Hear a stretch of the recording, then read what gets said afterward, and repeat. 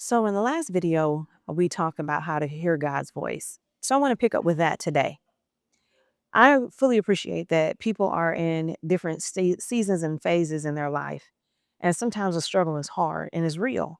Um, we don't always know what God's voice sounds like. While we wish it could be like, this big booming voice from heaven, right? Or I know a lot of times we wish we could pick up the phone and just call heaven and say, "Hey, Lord," but how long would that call be? Because it's like, wait a minute, I know in the next 40 years, though, I need to know what's happening, right? I get that. But for right now, he's constantly talking. He's constantly telling us things. So sometimes we don't get quiet enough to hear him. He's constantly talking, like I said. So here are some ways that you can hear God's voice. Of course, by opening the door through prayer.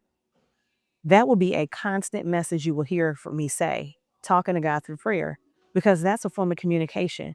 But again, it can't be one sided. You've got to give him space enough to talk and for you to listen.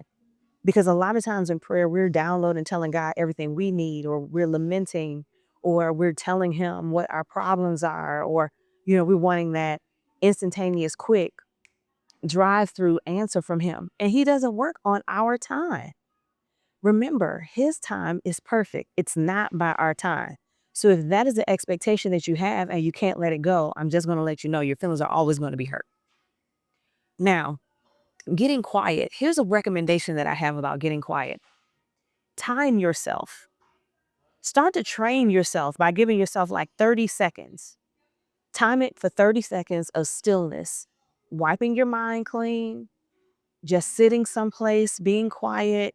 It's in nature, your prayer closet, your bed without falling asleep, your couch. I have a friend who just loves her couch, or some quiet place where you find peace and you're not so easily distracted. Only have the phone there or the timer there to time, not to scroll. This is a way of how we settle our minds. Because on a day to day basis, we have so many different things that are moving around. We're scrolling on our phones, on different social media platforms. We're texting people. We're researching things. We're actually using our phone to conduct business and different things like that. So detach from it.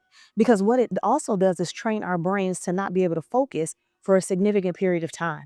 So you wonder why you just can't let it go, or you can't, somebody's talking to you, you can't tune in, things like that.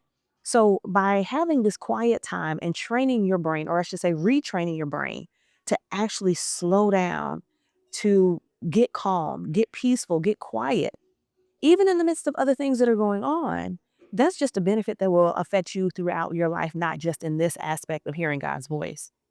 The second thing is, again, through prayer, using that 30 seconds. After you master 30 seconds, move it to 1 minute of quietness. But make sure that the time is intentional. It's not one of those quick fly by nights, like, okay, Lord, I need to answer real quick, and then boom. No, it is one of those things like, okay, God, I am coming to you sincerely and earnestly and praying prayers. And again, I'm not saying it's got to be an hour or anything like that. Be intentional and earnest with your prayer, and God will be intentional and earnest with you. Because again, I will always say that he is a gentleman and he's not a genie. So he's not this magical creature that's going to grant your wishes, because let's be very clear. A genie goes by our will, and that is not God. We are here to go by God's will. It's also reading the Bible. There are times where God will tell you exactly where to go. I remember a few years back when I first moved to Houston, I was trying to figure out how to grow my business and where I needed to have an office and things like that. And I was just feeling so confused and lost. I was talking to friends and different things like that. I was talking to old mentors. And then one day the Lord said, read Joshua 1. I literally heard Joshua 1. And I opened up and I read Joshua 1. In there 4 times, God says, be strong and courageous. Again, I say, be strong and courageous. Those words helped me be able to make the next steps for my business, and also encouraged me for where I was, because I was feeling like I was behind the 8 ball. I had moved to another city that I always wanted to live. I love Houston, but also opening up my second location. This was very intimidating for me, because remember, I want you to understand, I do not always have all the answers. And honestly, rarely do I have answers alone by myself. I always have to go to God to get those answers. So please, as I'm sitting over here talking to you, don't think that I am just this, oh, so all have it all together person. No, I need God every second, every minute, every hour, every day, every month, every year. So please just understand that this is something that I continuously have to do as well.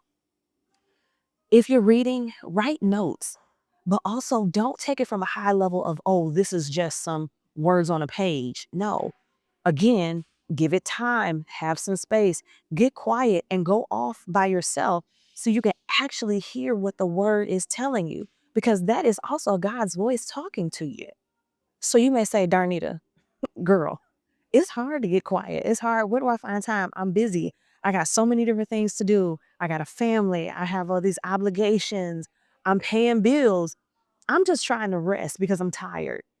Believe me, I get it. I get it because I can give myself every excuse in the book as well.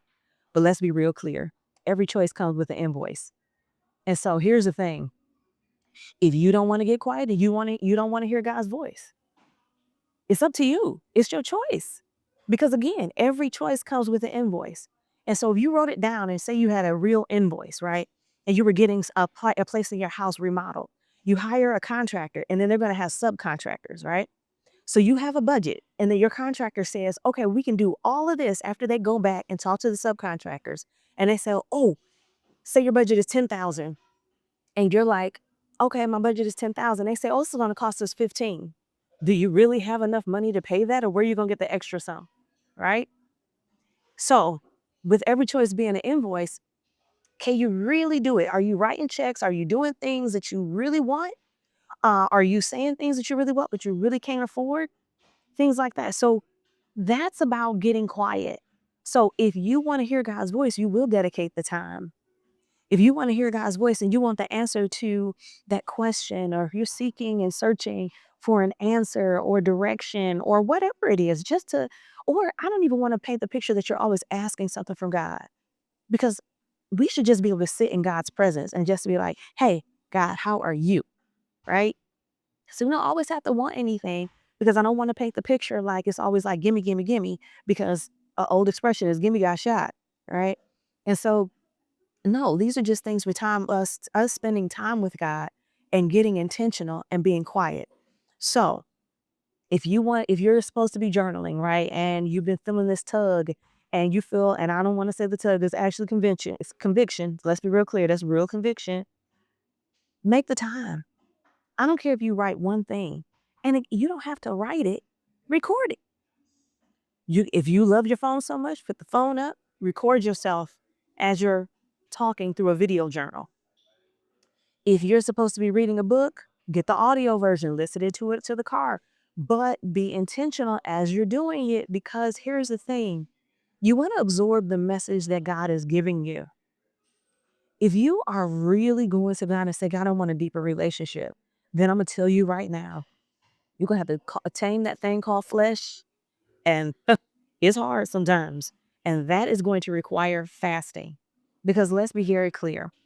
We have pride, we have ego, and then we have God's will and way, right? And an acronym for ego is edging God out. So when we have that ego in force, then of course this flesh is gonna win, and we're gonna be like, oh man, forget that. I can always find everything else to do. I can kick it with my friends. I can go to this play. I can go to this concert. I can go to this movie. I can go sleep. I can watch this TV show. I can scroll endlessly on social media, because let's be very clear. The enemy will take any end that you give him. And the minute you step out of line with what God wants you to do, you have invited the enemy in. It's almost like a vampire movie. They got to be invited in. He needs to be invited in. And guess what? He'll come in the minute you get off of it. So tame the flesh through fasting. Humble yourself and go back and repent to God and ask him, okay, Lord, this is a joint situation. Help me out because I'm weak. I can't do this by myself. And then make very small intentional changes that will help you start to get quiet and get focused on the things that you want to do. And stop thinking that you can put everything here and you're going to remember it. Because if you're anything like me, I can't remember stuff from 5 minutes ago outside of the therapy room. So let's be clear. Let's help ourselves out and stack the deck in our favor. Let's cut the distraction. Let's be truthful and transparent with ourselves. Sometimes we have got to do a self analysis, and we're not always going to come up as great. Let's be very clear. We can all improve, we can always grow, and we can always learn. But also, we have to give ourselves the hard truth. I've been lazy, I've been distracted, I haven't been committing to the things that I say I'm going to do, I haven't held myself accountable. And these are all the changes I need to make. I go through this process too. There are times where I don't feel like it. I'm tired right now. I'm burnt out right now. I am in need of a vacation right now. But guess what? I know that while I'm here right now, with all the things that God has blessed me with, I owe Him. I absolutely owe Him this time. But also, what it does for me is it gives me my peace back, it gives me my calm back. It allows me to have wisdom and discernment and to think clearly enough to make the foster choices and decisions that I need to make. And also, when I'm going to God in prayer, I'm not asking a confused prayer. I'm being very specific with Him. If I need His help or if I just want His presence that day, I'm just like, God, I just need your presence this day. He's always here. But there is something about when you sit in God's presence and you really know that He's there. And again, I'm saying no because we can do a lot of things with feelings, but I don't want to encourage the feelings because there are times when we feel like God is not there, but He really is. He's probably closer then than when you start feeling it. But I want to encourage you to understand the preciousness of giving yourself the break, the peace, the calm, and the silence. We are not very comfortable with silence. Some people just talk, talk, talk, talk, talk, talk, talk. It's okay to be quiet. It's okay to listen. And it's okay to wait on God for whatever He has for us.